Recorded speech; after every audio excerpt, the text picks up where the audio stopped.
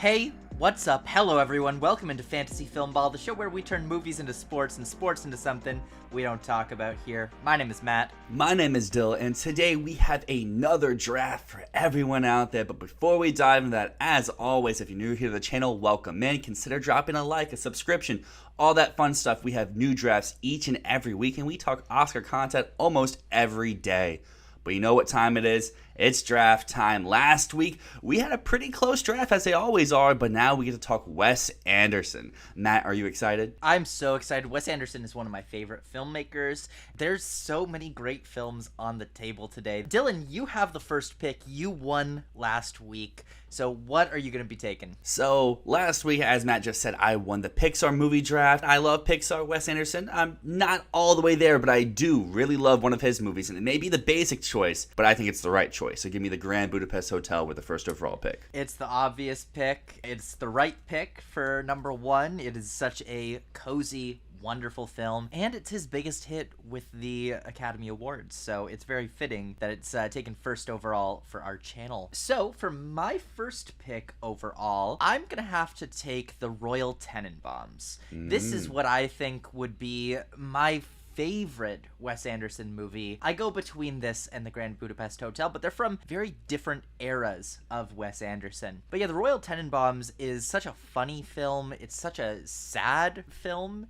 coated in a layer of whimsy, and I think that's what makes Wes so special overall, is that he is so light on the outside, but when you dig a little bit deeper, there's this sort of profound sadness, and that's what the Royal Tenenbaums is. And next up, I'm gonna have to pick Moonrise Kingdom. Moonrise Kingdom is another one of my absolute favorite movies of all time. This one just has such a handcrafted, delicate feeling of just joy, whimsy, nostalgia. It's such a fun movie. Lovely coming-of-age story. I love it. So those are my top two picks. Well, last week you talked about doing the Pixar draft. You got all of your favorites, and I'm continuing that right here because I get Fantastic Mr. Fox. This would be my second favorite Wes Anderson movie, and I just love how he's able to keep all of his normal stuff that you like equate to Wes Anderson, but deliver it in the animation format. And I think it has just one of his best ensembles. I know that's kind of crazy to say because every Wes Anderson movie has a great ensemble, but I think the best one overall is in Fantastic Mr. Fox. Fantastic Mr. Fox is just such a perfect example of his style, and it's so cool how he took a Roald Dahl book and turned it into like a quintessential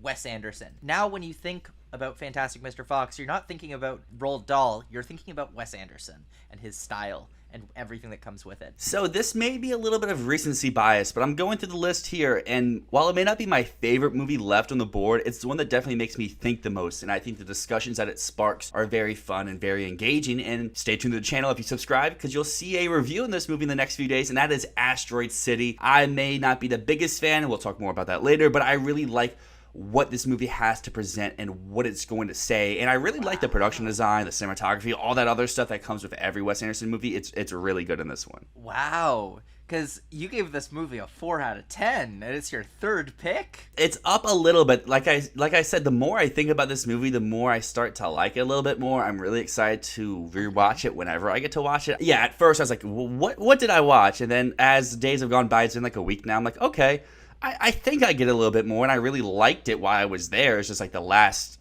act really like lost me, but I'm ready to re-experience it. That's really interesting. Very unexpected pick here. Next up, I'm gonna go with Rushmore.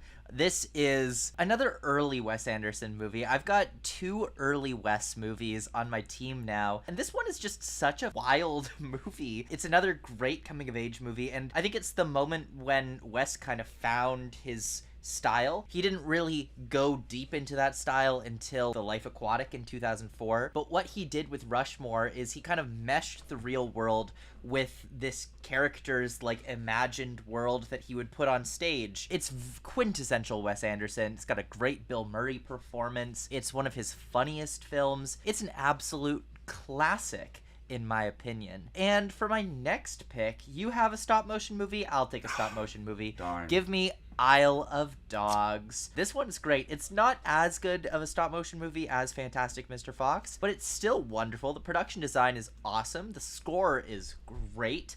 It's incredibly funny. The ensemble, as always, is so expansive. It's a really enjoyable movie. Yeah, I really like Isle of Dogs. That would probably be my third overall pick, like my third favorite. But I was like, maybe I can wait on a little bit more, take something else, get more than just 2 stop motion movies. But Isle of Dogs, great. You mentioned a great Bill Murray performance. Well, let me get probably his best one in a Wes Anderson movie. So give me The Life Aquatic. This may not be like the most engaging and the most fun, but it has all the Wes qualities, and they're all very passable. They're all very engaging. And I mean, there's a lot of memes that come from this movie. And being the big meme man, this is probably Wes Anderson's most meme-worthy movie. So for that, I'm going to give it some credit here. And for my last pick, I guess I will go with The French Dispatch, because while there's a lot of issues with this movie for me, this movie has one 9 out of 10 section, one 7 out of 10 section, and then one 4 out of 10 section. And you put them all together, and that's still a 6 and still pretty passable. The first section is just so good. Adrian Brody is one of my favorite actors, and when he's in Wes Anderson movies, he's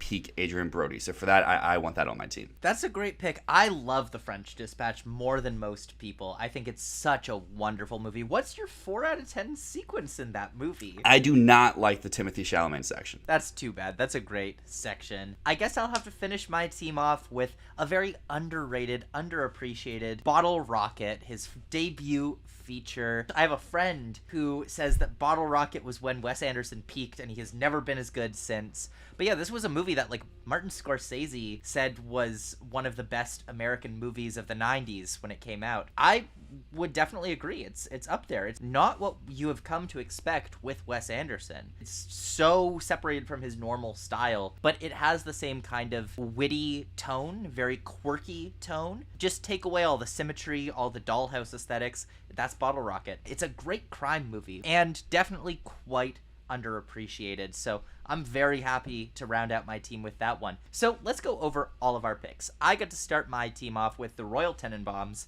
following that up with Moonrise Kingdom, then Rushmore, Isle of Dogs, and wrapping it all up with Bottle Rocket. On the other hand, I had the first overall pick and took the Grand Budapest Hotel, followed that up with Fantastic Mr. Fox and Asteroid City, and then rounded out my team with The Life Aquatic and The French Dispatch.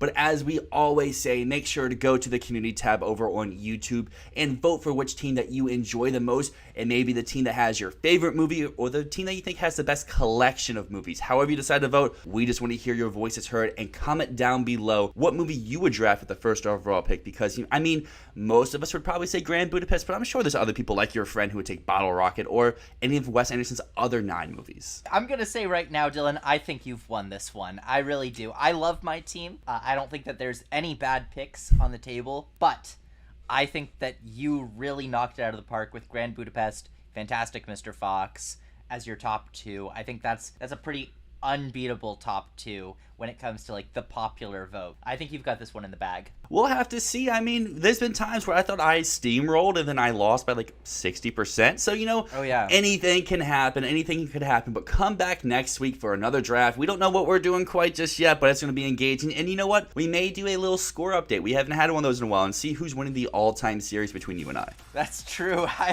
have no idea who's winning the all-time series. But anyways, thank you so much for joining us today. My name is Matt. And my name is Dyl, and this is Fantasy Filmball.